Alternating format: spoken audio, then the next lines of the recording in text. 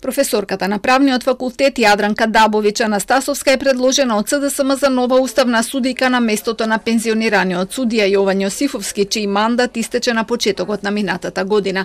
Но расправата за неа денеска не ни почна. Пратениците од опозицијата не сакаат да се утврди ниту дневен ред, затоа што добиле покана во петокот досна попладне, а името и биографијата на предложената судика не го знаеја ниту по почетокот на седницата денеска.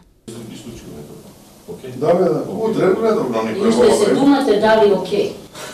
Уставни суди да имаме 2-3 сати да видиме. Се срамите за право сте завршиле, господине. Правник сте.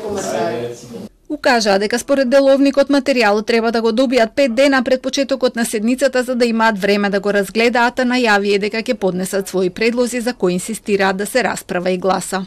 Не си ја преземајте на крај на мандат оврската да избирате уставен судија на овој начин, на начин на кој што се сакаат да се избере, затоа што овој избор не е за вас.